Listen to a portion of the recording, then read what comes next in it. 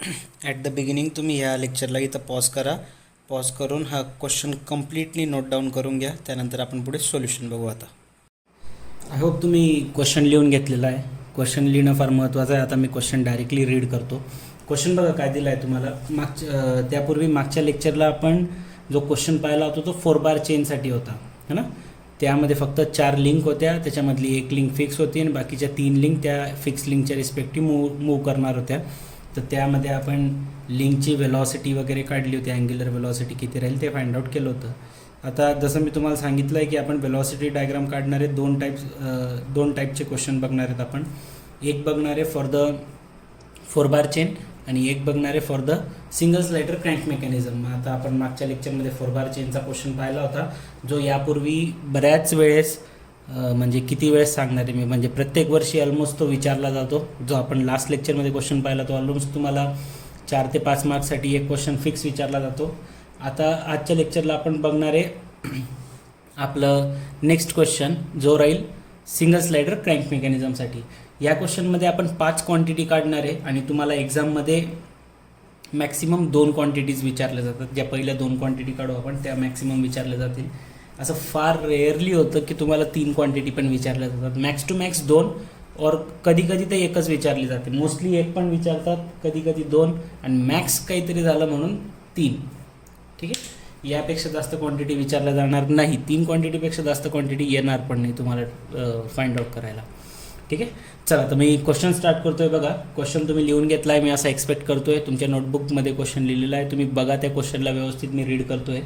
The crank and the connecting rod of a theoretical steam engine are 0.5 and 2 meter long respectively. बघा काय सांगितलं आहे.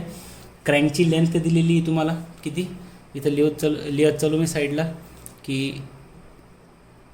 आता मी क्वेश्चनने लिहिलं आहे म्हणून मी फक्त डायरेक्ट सांगतो आहे. क्रँकची लेंथ किती आहे, 0.5 मीटर आहे. आणि त्यानंतर क्रँकसोबत जो कनेक्टिंग रॉड लावलेला आहे आपण, है ना, त्या कनेक्टिंग रॉडची लेंथ किती आहे, 2 मीटर आहे. पुढे the crank makes 180 RPM in a clockwise direction. क्रँकच्या रोटेशनची फ्रिक्वेन्सी दिली आहे तुम्हाला किती, 180 RPM revolution per minute.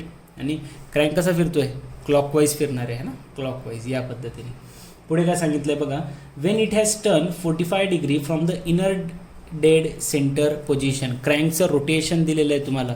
Crank किती रोटेट करून गेलेलं आहे, 45 डिग्री. कुठून, IDC पासून, इनर डेड सेंटर. ठीक आहे, IDC आणि ODC काय राहतं ते मी तुम्हाला सांगेल आता डायग्राम ड्रॉ करताना. पहिला क्वेश्चन आपल्याला करायचा आहे, velocity find out the velocity of the piston. आपल्याला पिस्टनची वेलॉसिटी फाइंड आउट करायची आहे. त्यानंतर फाइंड आउट करायचं आहे angular velocity of connecting rod. त्यानंतर फाइंड आउट करायचं आहे the velocity of point E on the connecting rod 1.5 meter from the good joint pin. आता या सगळ्या गोष्टी काय राहतात ते 1 बाय 1 आपण बघूया. बघा आता या 3 व्हॅल्यूज माहिती आहे. सगळ्यात पहिलं काम काय तुमचं, एक काय सांगितलं होतं, सगळ्यात पहिले काय करायचं आपल्याला, एक रफ डायग्राम ड्रॉ करायची, जेणेकरून आपल्याला एक आयडिया भेटून जाते. मग बघा आता रफ डायग्राम कशी येईल. मी एकदम छोटीशी रफ डायग्राम काढतो या ठिकाणी. पिस्टनचं डायग्राम आठवतो आहे तुम्हाला. पिस्टनमध्ये कसं होतं की एक पिस्टन राहतो है ना. हा काय करतो, फक्त हॉरिझॉन्टल मूव्ह करतो या पद्धतीने. हा पिस्टन फक्त मागे पुढे रेसिप्रोकेट करू शकतो या ठिकाणी. इथं एक पिस्टन राहील है ना. आता बघा काय सांगितलं आहे की 45 डिग्रीचा अँगल आहे क्रँकचा. कुठून, इनर डेड सेंटरपासून. कधी बी लक्षात ठेवा, जर तुम्ही अशी डायग्राम काढताय, हा जर पॉईंट ठेवला, जर तुम्ही पिस्टन डाव्या साईडला दाखवताय तर तुमचा त्या साईडला काय असणार आहे, इनर डेड सेंटर IDC. आणि जर पिस्टनच्या अपोजिट साईडला इकडं असणार आहे ODC, that is outer dead centre. ठीक आहे, आता या IDCच्या लाईनपासून पिस्टन आपले क्रँकचा अँगल किती सांगितला आहे की ही जी क्रँक आहे याचा अँगल किती आहे, 45 डिग्री. क्रँकची लेंथ किती आहे, किती सांगितली आहे क्रँकची length, 0.5 metre. So this length is 0.5 metre. आता क्रँक आणि पिस्टनला जोडणारा कोण राहतो, कनेक्टिंग रॉड. आणि त्या कनेक्टिंग रॉडची लेंथ किती दिली तुम्हाला, 2 मीटर. की इथून इथपर्यंत हे जे डिस्टन्स राहील ते 2 मीटरचं राहील. या क्रँकच्या पोझिशनला मी O नाव देऊन घेतो, लेट्स याला B आणि याला C नाव देऊन घेतलं, किंवा पिस्टन येतं आपण P नाव देऊन टाकू.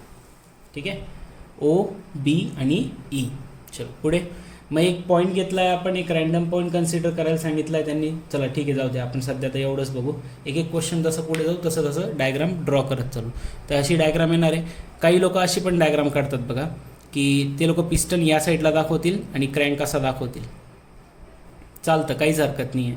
फक्त काय करायचं, ज्या साईडला पिस्टन आहे त्या साईडला कोणता सेंटर राहील तुमचा, इनर डेड सेंटर, आणि दुसऱ्या साईडला राहतो ODCचा अर्थ राहतो आउटर डेड सेंटर. आणि कनेक्टिंग रॉड तुमचा या पद्धतीने या क्रँकला आणि या पिस्टनला जोडणारी जी लाईन राहते, जी लिंक राहते, त्याला कनेक्टिंग रॉड असं म्हटलं जातं.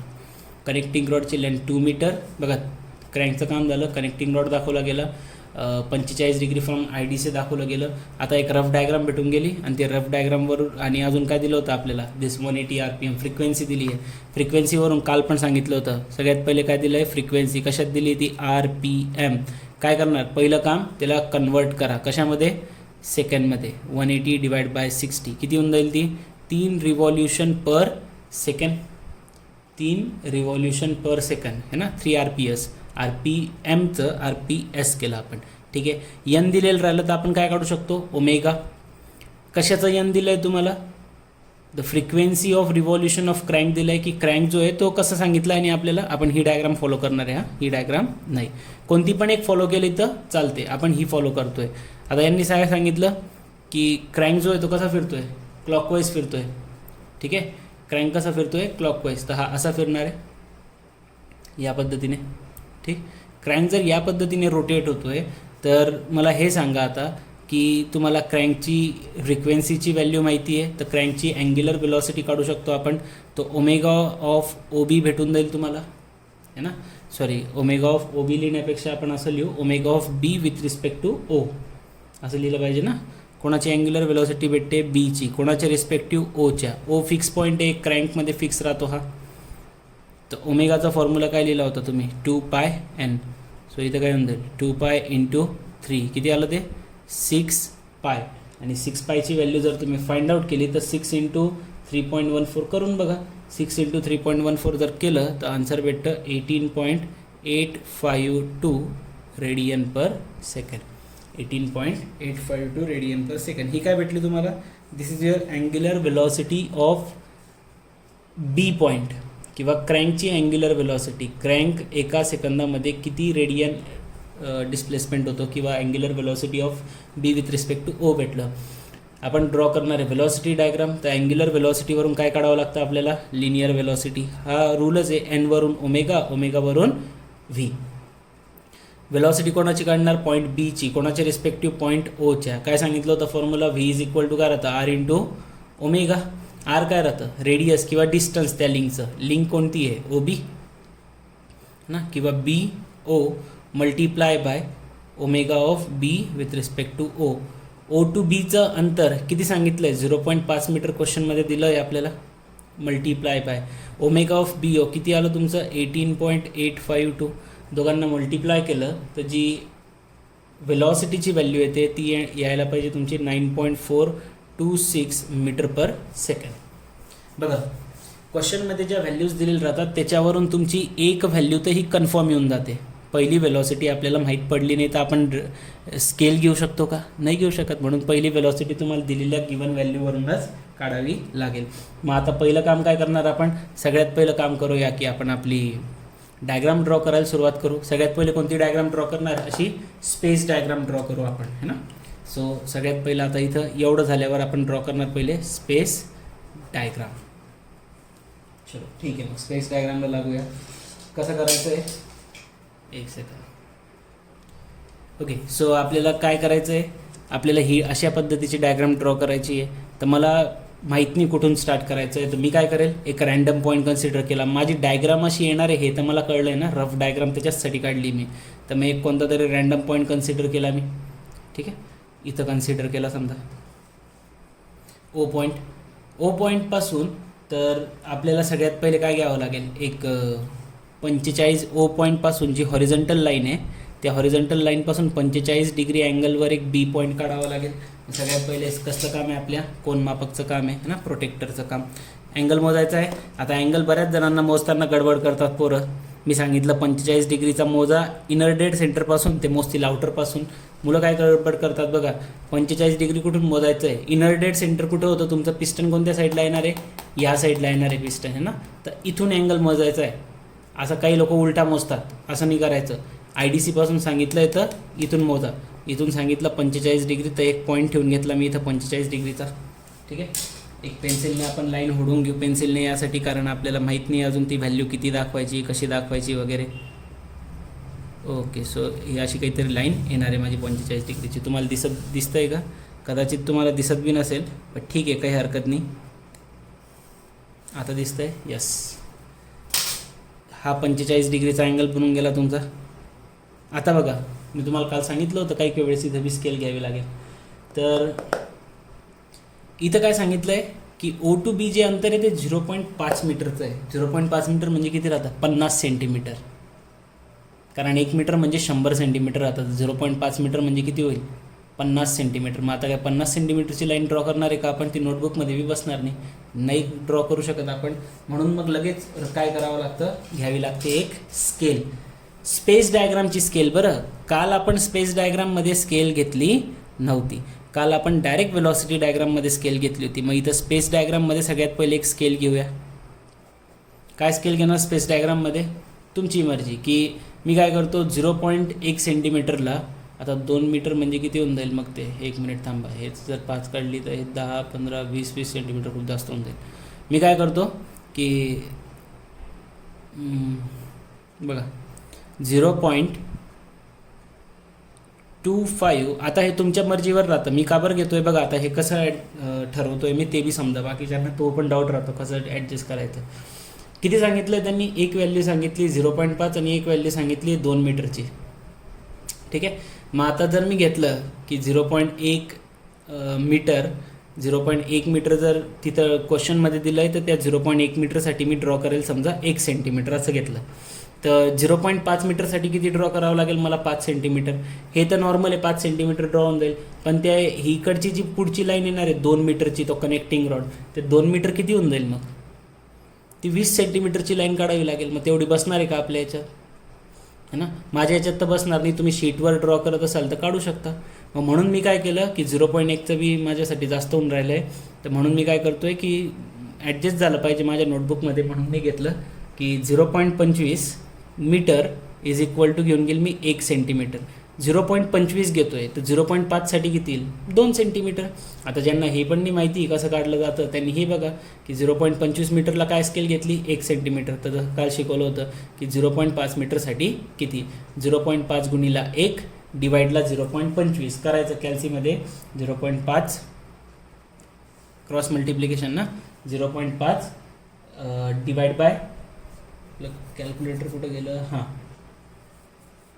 तसं उत्तर ते हेच येणार आहे, पण तुम्ही बघा करू शकता. 0.25 सॉरी हां, काय होतं?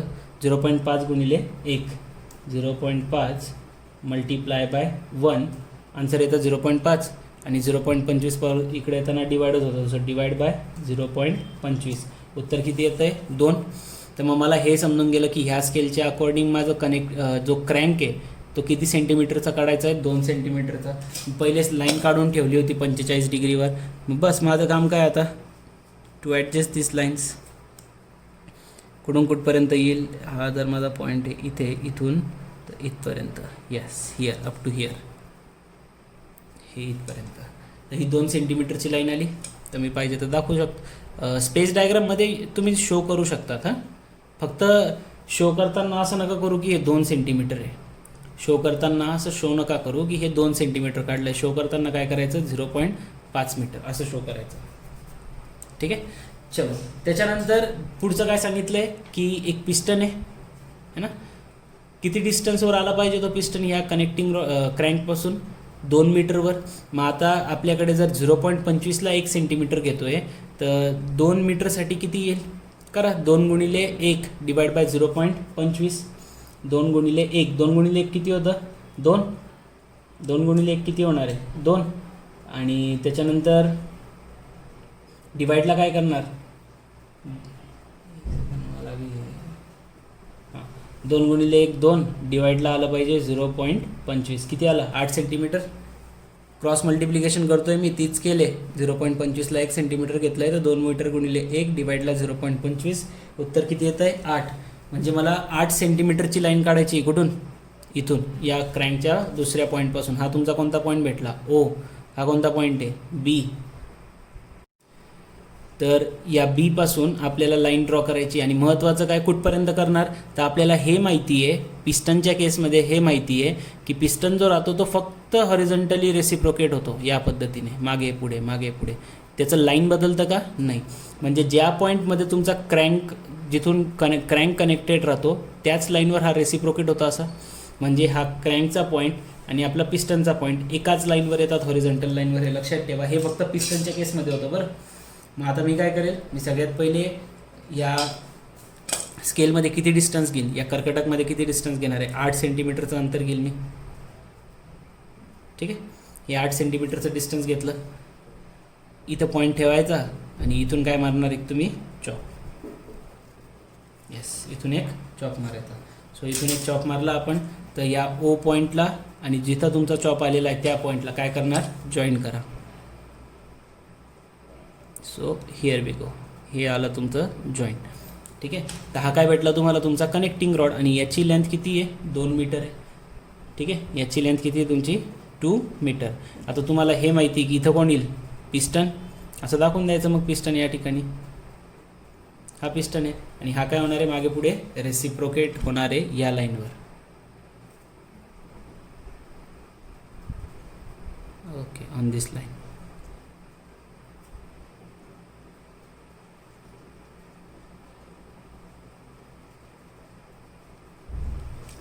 झालं. या पद्धतीने तुम्ही ड्रॉ करून घ्यायचं. तर ही झाली तुमची स्पेस डायग्राम. हा ओ पॉईंट हा बी पॉईंट आणि हा तुमचा पिस्टनचा P point. Space diagram clear आहे. हा अँगल किती सांगितला आहे आपल्याला 45 डिग्री. सो आफ्टर दॅट आता हे सगळं ड्रॉ झाल्यानंतर आपण पुढचं काय ड्रॉ करणार आपण पुढचं ड्रॉ करणार आहे आपली velocity diagram. Velocity diagram draw करताना जसं मी तुम्हाला सांगितलं होतं की व्हेलॉसिटी डायग्राम ड्रॉ करताना तुम्हाला काय घ्यावी लागेल सगळ्यात पहिले एक स्केल है ना. कोणासाठी आता व्हेलॉसिटी डायग्रामसाठी स्केल घ्यायची आहे. ठीक आहे. ही कोणासाठी घेतली होती this scale is for the space diagram. कारण स्पेस डायग्राममध्ये जे ॲक्च्युअल डायमेन्शन दिले होते ते खूप जास्त मोठे होते जेणेकरून आपण त्याच डायमेन्शनने डायरेक्ट डायग्राम नाही ड्रॉ करू शकत होतो. म्हणून आपण त्या डायमेन्शनला स्केल घेऊन छोटे दाखवून दिले की 0.25 मीटरला आपण 1 सेंटीमीटर बरोबर पकडलं. तर हे अशा पद्धतीने डायमेन्शन काढले होते. आता ज्यावेळेस तुम्ही व्हेलॉसिटी डायग्राम ड्रॉ करतात त्यावेळेस कोणामध्ये डायमेन्शन घेतो आपण व्हेलॉसिटी आणि डिस्टन्समध्ये डायमेन्शन स्केल घेत असतो.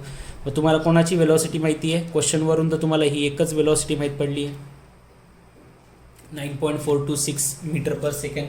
आणि ही कोणाची व्हेलॉसिटी आहे this is the velocity for the कोणासाठी आहे क्रँकसाठी ओ बी. आणि मी तुम्हाला काय सांगितलं होतं स्केल कशी घेतात. स्केल घेण्यासाठी सगळ्यात सोपी मेथड मी तुम्हाला काय सांगितली की जी काही व्हॅल्यू दिली तुम्हाला ही व्हॅल्यू 9.426 हे जे तुमची व्हॅल्यू आलेली व्हेलॉसिटीची त्याला डिवाईड कितीने करून टाका 4ने. किती आलं तुम्ही जर 9.426ला डिवाईड बाय 4 केलं तुमचं उत्तर आलं पाहिजे 2.3565 मीटर पर सेकंड. काय केलं मी जी पण व्हॅल्यू येते त्याला मी डिवाईडने 4ने डिवाईड करतो. याला मी कन्सिडर करून घेणार 1 सेंटीमीटरच्या बरोबर. 2.3565 इज इक्वल टू काय कन्सिडर केलं मी 1 सेंटीमीटर. तुम्हाला काही वेगळी स्केल घ्यायची असेल तर तुम्ही स्वइच्छेने कधी पण घेऊ शकता. मला काहीही हरकत नाही. तर मग सगळ्यात पहिले काय करणार ओबी एक लिंक आहे आपली. मग ओबीची सगळ्यात पहिले ओबीला एक परपेंडिक्युलर लाईन ड्रॉ करायची. आणि त्यापूर्वी एक महत्त्वाचं जे राहिलं की आपण याची डायरेक्शननी दाखवली. आपला हा जो क्रँक आहे हा क्रँक फिरतो कसा आहे क्लॉकवाईज फिरतो आहे म्हटल्यावर हा कुठं जर इथली ह्या पॉईंटची वेलॉसिटी कुठं जाईल बी कुठं जाईल या साईडला चालला आहे.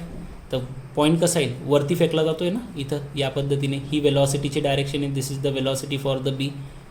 हे आठवत असेल तुम्हाला की 2 पॉईंट एकाच लिंकवर आहे. एक फिक्स आहे दुसरा मुव्हिंग आहे. तर दुसऱ्याच्या रिस्पेक्टिव्ह या फिक्स पॉईंटच्या रिस्पेक्टिव्ह मुव्हिंग पॉईंटची वेलॉसिटी जी राहते ती परपेंडिक्युलर डायरेक्शनमध्ये राहते. आणि आपल्याला क्वेश्चनमध्ये क्लिअरली दिलं होतं की हा क्रँक जो आहे तो क्लॉकवाईज जाणार आहे. मग क्लॉकवाईज डायरेक्शन म्हणजे वरती चालला आहे. तर तो वरती चालला आहे तर डायरेक्शन कशी येईल या पद्धतीने. तर ही आली तुमची व्हीबीची डायरेक्शन. ठीक आहे.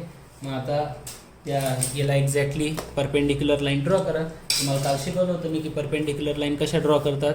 एक कुठेतरी त्यापूर्वी एकदा पॉईंट बघून घ्या. फिक्स पॉईंट कोणता आहे आपला? फिक्स पॉईंट हा एकच आहे, ओ. ठीक आहे, फिक्स पॉईंट एकच आहे. तर कुठेतरी तुम्ही ओ पॉईंट दाखवू शकताय. कुठं बी दाखवा, इथं दाखवा, इथं दाखवा, इथं, तुमची इच्छा. मी एक अशा पद्धतीने दाखवतो जेणेकरून डायग्राम ह्या साईडला गेली तरी जमेल, ह्या साईडला गेली तरी जमलं पाहिजे. तर मी एक पॉईंट दाखवून घेतला, ओ. ठीक आहे, तर या ओ पॉईंटला मला काय करायचं आहे? परपेंडिक्युलर लाईन ड्रॉ करायची. तर मी काय करेल? सगळ्यात पहिले एक काय सांगितलं होतं? सगळ्यात पहिले एक आपलं प्रोटेक्टर जे राहतं ते बरोबर त्या लाईनवर ठेवायचं आणि असं सेंटरलाच ठेवायचं. असं कोपऱ्या बिपऱ्यात आणून ठेवायचं नाही, असं मध्ये मध्येच ठेवायचं. कारण ते लाईन मग क्रॉस होत नाही. तुम्ही जे परपेंडिक्युलर लाईन ड्रॉ करतात ना ते चुकत नाही तुमच्या. तर व्यवस्थित एकदा ठेवलं की याला घट्ट हाताने एका पकडून ठेवायचं. दुसरा कोनमापक आणायचा, त्याला इथं ठेवायचा त्याच्यासोबत. हे बघा, आता मी लाईन ड्रॉ केलेली ना, तुम्हाला दिसतंय का? बघा, मी लाईन ड्रॉ केली तरी बी हे मोठं कोनमापक आहे आणि लाईन छोटी असल्यामुळे तिरकस ठेवला गेला आहे. बघा कोनमापक, ही लाईन ड्रॉ केल्याचा आता मला फायदा होईल. आणि फायदा काय झाला की मी या लाईनवर बरोबर त्याला ॲडजस्ट करून घेतलं. तर आता माझं कोनमापक एक्झॅक्ट बसून गेलं परपेंडिक्युलर डायरेक्शनमध्ये. ठीक आहे, आता याला कशी लाईन ड्रॉ करायची आपल्याला? हे कोनमापक परपेंडिक्युलर पकडलं गेलं. आपला पॉईंट बघा कुठं आहे? इथं आहे. तर मला हे कोनमापक वरती सरकवावं लागेल. तर मी आता हळूहळू सरकवेल त्याला, जेणेकरून माझे दोन्ही कोनमापक बरोबर ॲडजस्ट होतील आणि सरकणार पण नाही, माझी लाईन पण चुकणार नाही. ओके, सो इथपर्यंत आलो. ओ पॉईंटवर बरोबर पकडलं गेलं आहे, याचं काम संपलं. दुसऱ्या हातात पेन्सिल घ्यायची, तिथून एक या ओ पॉईंटपासून आपल्याला ओ बीला परपेंडिक्युलर लाईन काढायची होती. ती कुठं? वरती जाणारी ना, वर जाणारी काढायची होती. तर मी वर जाणारी लाईन खेचून घेतली. इथं मला नाही माहिती किती काढायची, पण मी खेचून घेतली. ठीक आहे, मग हा ओ पॉईंट आहे. दुसरा पॉईंट कोणता असणार होता? बी पॉईंट. आणि आपण ओ बीसाठी किती वेलॉसिटी येणार आहे ते काढू शकतो, कारण आपल्याला ओ बीची वेलॉसिटी ॲक्च्युली आपल्याला माहिती आहे. त्याच्यासाठी किती लेंथ येईल ते आपण काढू शकतो. कसं काढणार? मी तुम्हाला शिकवलं आहे की जी स्केल राहते 2.3565, याला आपण किती हे कशावरून आलं? ओ बीची जी वेलॉसिटी होती त्याला कितीने डिवाईड केलं आपण? 4ने. तर हे भेटलं. तर म्हणजे ओ बी किती येईल तुमचं? 4 येईल ना, कारण तुम्ही त्याच्याच व्हॅल्यूला 4ने डिवाईड करून ही स्केल ठरवली आहे. किंवा तसं न लक्षात ठेवता असं ठेवा 2.365 meter per second equal to, जर तुम्ही 1 सेंटीमीटर घेतलं आहे तर जी वेलॉसिटी ऑफ ओ बी आहे किती आहे? 9.426 मीटर पर सेकंड. त्याच्यासाठी किती डिस्टन्स येईल, किती सेंटीमीटर येईल? Cross multiply 9.426 multiply by 1 divide by 2.3565 करा तुम्ही, बरोबर 4 सेंटीमीटर येईल तुमचा आन्सर कॅल्सीमध्ये. मग ही जी लाईन आहे माझी, ही किती सेंटीमीटरची पाहिजे मला? 4 सेंटीमीटर. मी 4 सेंटीमीटरची लाईन काढतो मग या ठिकाणी. आता सगळ्यात पहिले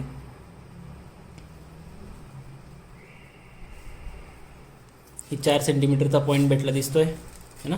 तर हा ओ पॉईंट आणि हा काय भेटला तुम्हाला आता? स्मॉल बी. स्मॉल लेटरने दाखवायचं. ही वेलॉसिटी डायग्राम आहे ना आपली, वेक्टर शो करतोय आपण इथे. तर ही जी लाईन आहे आपल्याला ही काय देईल? वेलॉसिटी ऑफ बी देईल विथ रिस्पेक्ट टू ओ. ठीक आहे, velocity of B with respect to, कॅपिटलमध्ये लिहायचं, velocity of B with respect to ओ.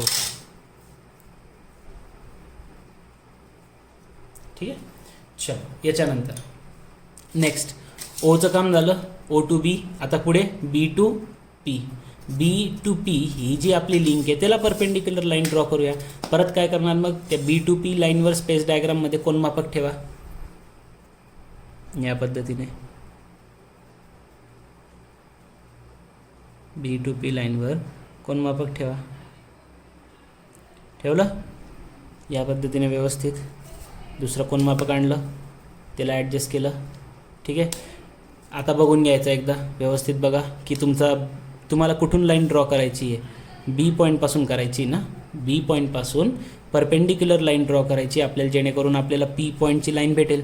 मग आता बी पॉईंटवर या कोनमापकला ॲडजस्ट करून आणा बरोबर, तो जोपर्यंत बी पॉईंटपर्यंत येत नाही. बघा आला माझा बी पॉईंटजवळ. आता हे आलं या ठिकाणी. यस, गॉट दिस. इथं भेटला तुम्हाला बी, तुमचा पी पॉईंट. म्हणजे बी पॉईंटवर भेटला तुम्हाला तुमची इथं ही जी परपेंडिक्युलर लाईन आलेली आहे बी पीला, इथं तुमची काहीतरी ही अशी काहीतरी लाईन येईल. मला नाही माहिती किती ड्रॉ करायची आहे, मला फक्त पहिलीच लाईन माहीत राहते किती करायची आहे. तर ही लाईन आलेली आहे, याच्यावर माझं दुसरा पॉईंट भेटणार आहे कोणता? पी.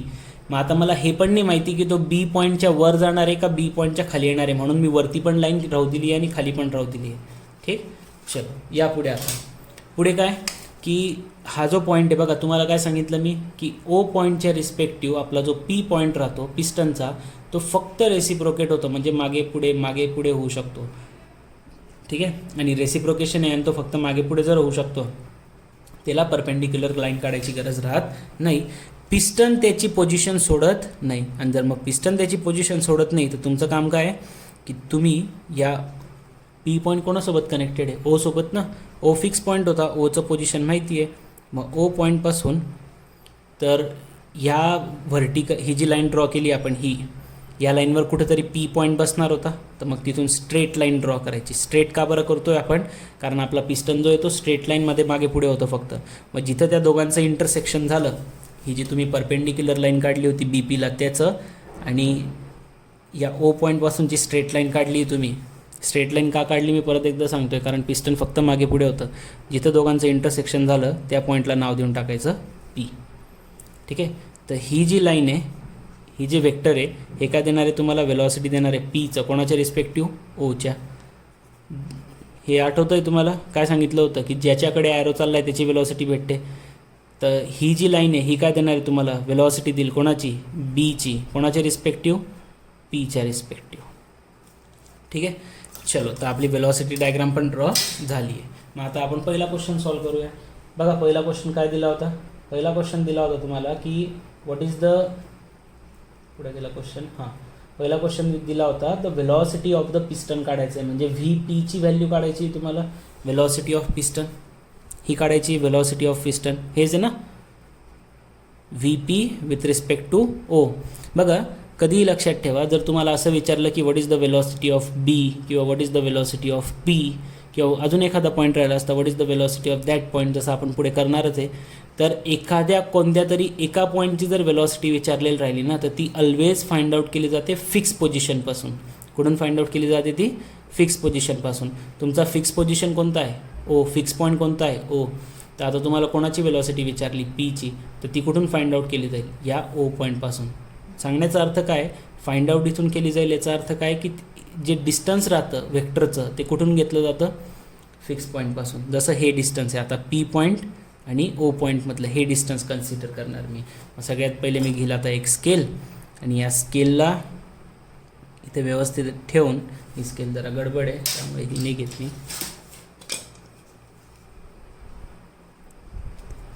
माझा फिक्स पॉईंट येतो या ठिकाणी. Okay, so here I have adjust this, आणि याची लेंथ जर बघितली तर जवळपास 3.6 येते. ठीक आहे, किती येते, 3.6. किती सेंटीमीटर बसलं ते, 3.6 सेंटीमीटर. चलो ठीक आहे, मग किती भेटलं, तर length of P with respect to O मला भेटलं 3.6 सेंटीमीटर.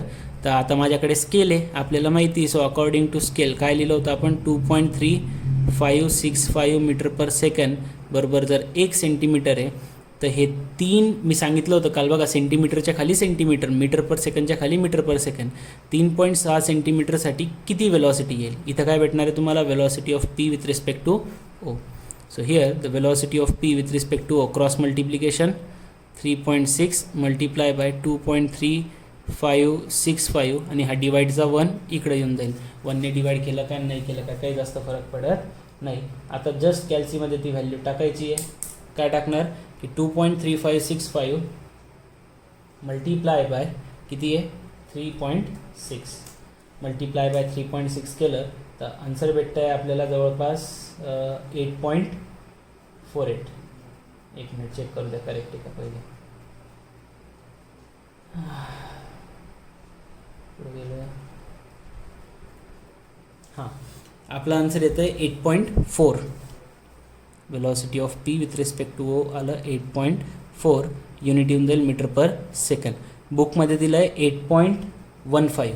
बुकमध्ये किती दिलं आहे, 8.15. आता बघा फरक किती आहे, 8.4 आणि 8.15 हाय फरक. तर हे आन्सर चालतं है ना. असं नाही की मी तुम्हाला काल पण म्हटलो की तुमचं जर एक्झॅक्ट 8.15 आलं याचा अर्थ तुम्ही कॉपी केलेलं आहे. ते आन्सर थोडंफार 1-2 पॉईंट वर खाली झालंच पाहिजे.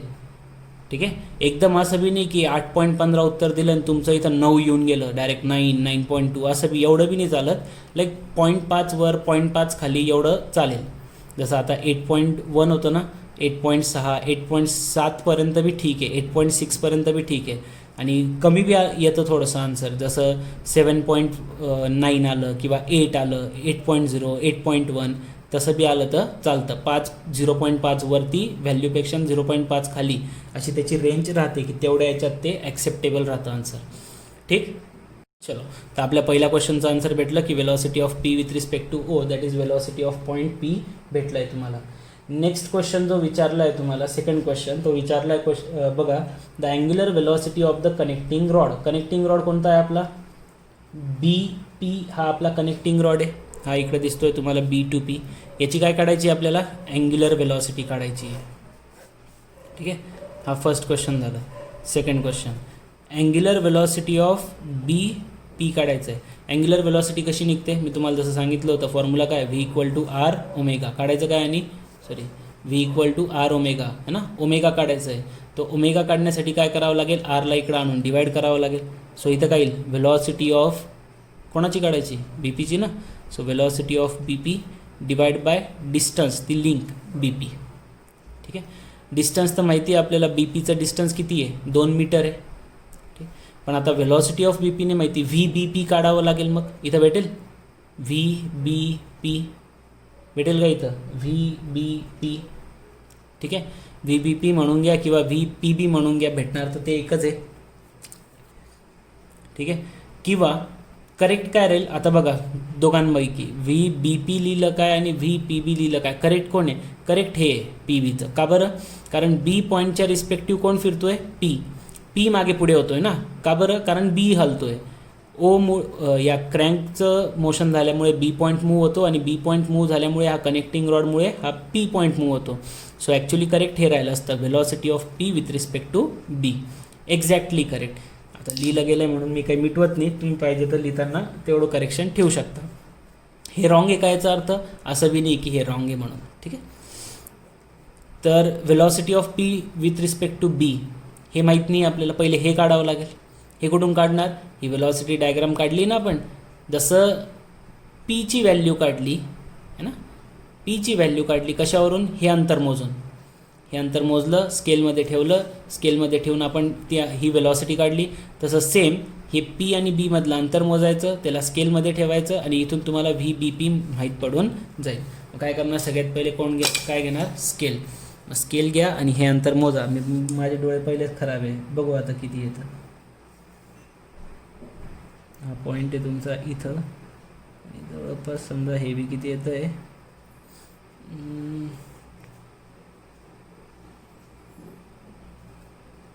मला एकदा व्यवस्थित चेक करू द्या, ती येईल काहीतरी वेगळंच नाही तर.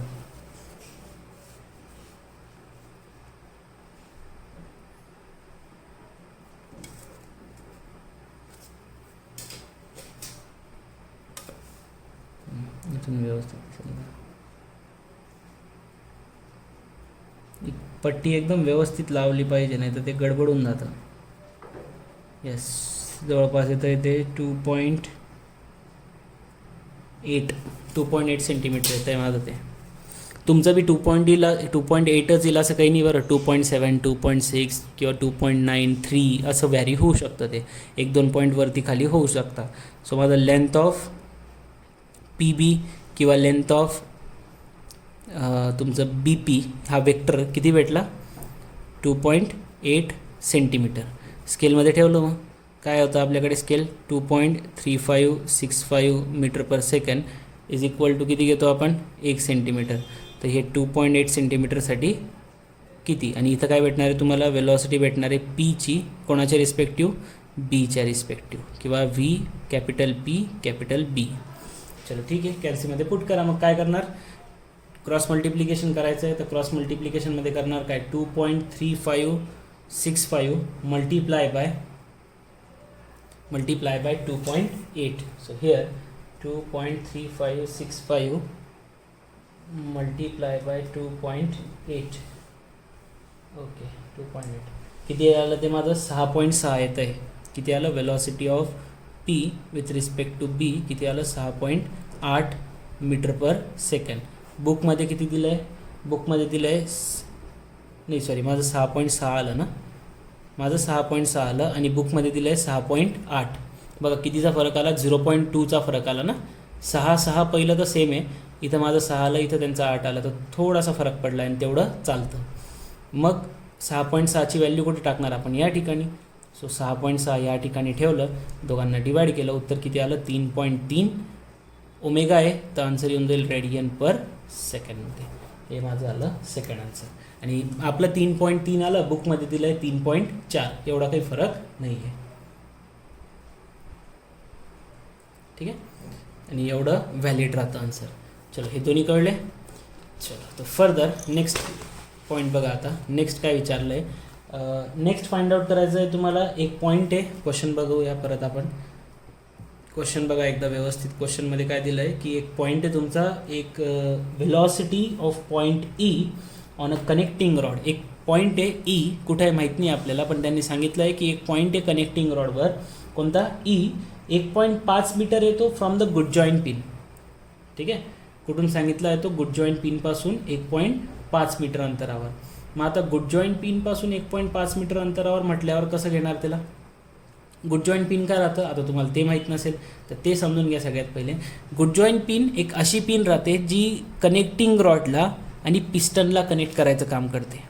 ठीक आहे, गुड जॉईंट पिन एक अशा पद्धतीची पिन राहते, the pin which connects the piston with the connecting rod. ठीक आहे, आणि इथं कोणती पिन लावलेली राहते, मग तुमची ती गुड जॉईंट पिन, आणि त्या गुड जॉईंट पिनच्या साह्याने हे कनेक्ट केलेले राहतात. ठीक, तर मग आता हे जर गुड जॉईंट पिनच्या साह्याने कनेक्ट केलेलं आहे, तर इथून ते अंतर किती आहे ई पॉईंटचं. इथं जर तुमचा ई, आता हे इथून हे इथपर्यंतचं हे 2 मीटर तर कंप्लीट होतं ना, हे कंप्लीट डिस्टन्स 2 मीटर होतं.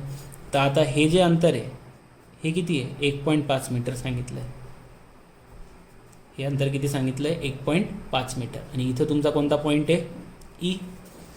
ठीक आहे, मग आता ह्या ई पॉईंटची आपल्याला काय विचारली आहे, व्हेलॉसिटी विचारली की ते सगळं ठीक आहे, पण ई पॉईंटची व्हेलॉसिटी किती राहील. मग आता तुमच्या हे डोक्यात आलं पाहिजे की जर बी आणि पी, बी पी लाईनवर या कनेक्टिंग रॉडवर जर पॉईंट ई येतो आहे, तर तो जर आपण व्हेलॉसिटी डायग्राममध्ये दाखवला तर तो व्हेलॉसिटी डायग्रामवर सुद्धा कुठं येईल, या बी पी व्हेक्टरवरच येईल. आणि जर तुम्हाला थेरी आठवत असेल तर थेरीमध्ये आपण लिहिलं होतं की हा ई पॉईंट ॲक्च्युअल डायग्राममध्ये ज्या रेशोमध्ये याला डिवाईड करेल तेवढ्याच रेशोमध्ये तो व्हेक्टर डायग्राममध्ये पण डिवाईड करणार आहे. तर मग आपण काय लिहिणार बघा, आपण असं लिहिणार, इथं एक रफ डायग्राम ड्रॉ करतो मी. इथं तुमचा ई पॉईंट आहे, इथं तुमचा बी पॉईंट आहे आणि इथं तुमचा पी पॉईंट आहे.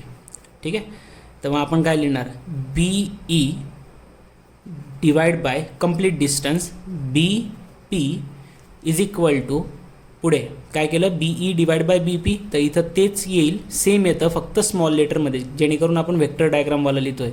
बीपासून ईपर्यंतचं डिस्टन्स व्हेक्टर डायग्राममधलं किंवा व्हेलॉसिटी डायग्राममधलं, आणि हे बीपासून पीपर्यंतचं अंतर व्हेलॉसिटी डायग्राममधलं. बी टू ई डिस्टन्स किती राहील, तुम्हाला हे पूर्ण डिस्टन्स माहिती किती आहे, 2 मीटर, आणि त्यातलं हे किती आहे, 1.5 मीटर. तर बीपासून ईपर्यंतचं अंतर किती राहील, 0.5. ठीक आहे, तर हे किती आलं, 0.5.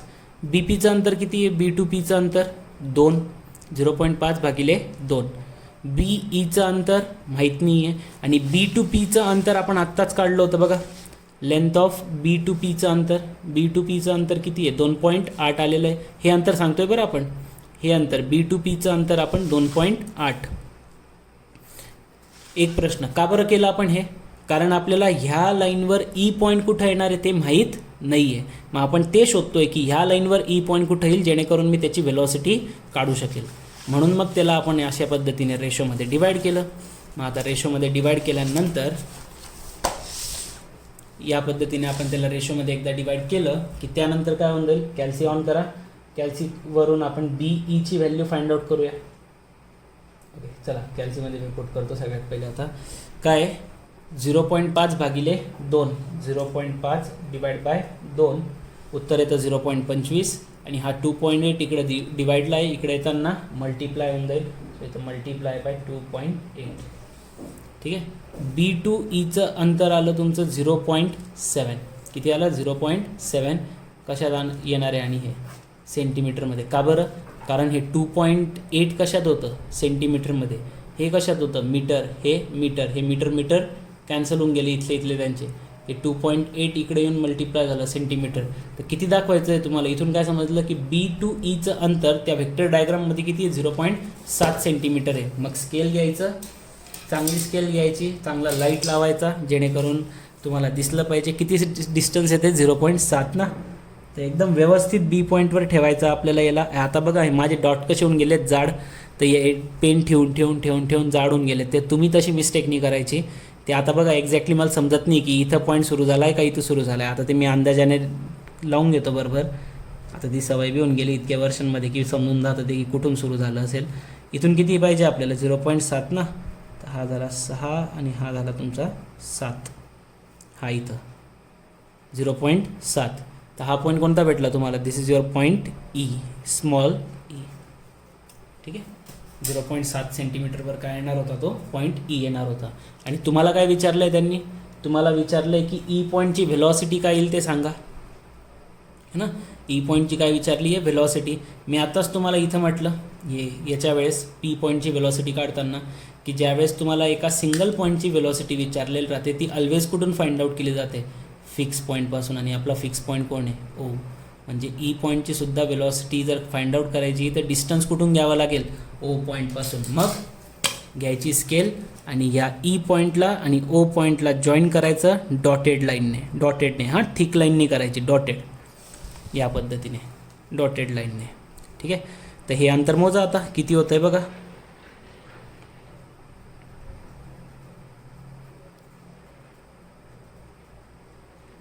हे 1 पासून मी एवढी खराब करून टाकली डायग्राम. माझे ऑलमोस्ट 3.9 येतं आहे. ते 3.9 ते 4 असं काहीतरी येतं आहे जवळपास. मग त्याला कुठे ठेवणार? या स्केलमध्ये. परत स्केलमध्येच ठेवायचं. त्याच्याशिवाय व्हेलॉसिटी कसं काय भेटेल? किती भेटलं आपल्याला? लेंथ ऑफ ई ओ पासून किती भेटली? 3.9 घेऊन घेतो चला मी. 3.9 सेंटीमीटर. काय काढायचं आहे आपल्याला? व्हेलॉसिटी. काय स्केल आहे आपली? 2.3565 मीटर पर सेकंडला आपण किती घेतलं होतं? 1 सेंटीमीटर. तर 3.9 सेंटीमीटरसाठी किती? इथं काय भेटेल? व्हेलॉसिटी भेटेल. कोणाची? ई पॉईंटची. कोणाच्या रिस्पेक्टिव्ह? सॉरी, कॅपिटलमध्ये लिहिलं जातं आहे ओ पॉईंटच्या, किंवा यालाच काय म्हटलं जातं? व्हेलॉसिटी ऑफ ई पण म्हटलं जातं. फिक्स पॉईंटच्या रिस्पेक्टिव्ह जर व्हेलॉसिटी राहिली ना तर त्याला फक्त व्हेलॉसिटी ऑफ दॅट पॉईंटसुद्धा, किंवा velocity of E with respect to O लिहा, किंवा व्हेलॉसिटी ऑफ ई असंही लिहिलं तर चालतं. करा मल्टिप्लिकेशन. हे किती येतं आहे बघूया. किती? 2.3565 multiply by 3.9 divide by 1. Answer येतं आहे माझं 9.1. जास्त येऊन गेलं ते थोडं.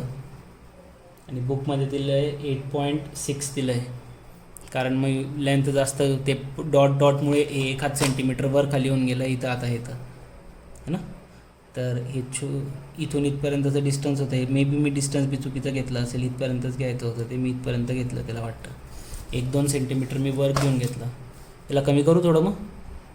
चला, तुम्ही म्हणाल सर तुम्हाला माहिती आहे मग तुम्ही लिहून टाकलं, मग आम्हाला नाही माहीत राहिलं तर चालतं. मी तुम्हाला पहिलेच सांगितलं 0.5 सेंटीमीटरचा फरक चालतो. बुकमध्ये दिलं आहे 8.6 आणि माझं इथं येतं आहे 9.1 है ना. हां, 9.1 मीटर पर सेकंड व्हेलॉसिटी. ठीक आहे.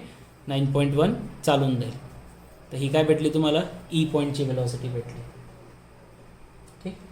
अच्छा, तर हे 3च क्वेश्चन आहेत जे मेजरली तुम्हाला विचारले जातात. मोस्टली तुम्हाला हेच 3 क्वेश्चन विचारले जातील. आणि यामध्ये अजून एक क्वेश्चन जो विचारला आहे तुम्हाला रबिंग व्हेलॉसिटीचा. ठीक आहे. velocity of rubbing at the pin of crankshaft, crank and crosshead when the diameter of their pins are. 3 diameter दिलेत तुम्हाला पिनचे आणि त्या पिनच्या हिशोबाने तुम्हाला रबिंग वेलॉसिटी फाइंड आउट करायची आहे. रबिंग वेलॉसिटी तसं तुम्हाला विचारलं जात नाही, पण तरी पण मी सांगून देईल तुम्हाला. आता हे लेक्चर खूपच जास्त मोठं होऊन राहिलं त्यामुळे मी याला पटकन रॅपअप करतो. जो क्वेश्चन नंबर 5 आहे, क्वेश्चन नंबर 4 आपण नेक्स्ट लेक्चरमध्ये नक्कीच कवर करू. क्वेश्चन नंबर 5 जो आहे बघा, position and linear velocity of any point G on a connecting rod which has at least the velocity relative to the crankshaft. एक रँडम पॉईंट कन्सिडर करायचा आपल्याला जी एका कनेक्टिंग रॉडवर which has the least velocity relative to crankshaft. क्रँकशाफ्टच्या respective त्याची velocity जी आहे ती लिस्ट असली पाहिजे, असा एक पॉईंट घ्यायचा होता आणि त्याची वेलॉसिटी फाइंड आउट करायची आहे.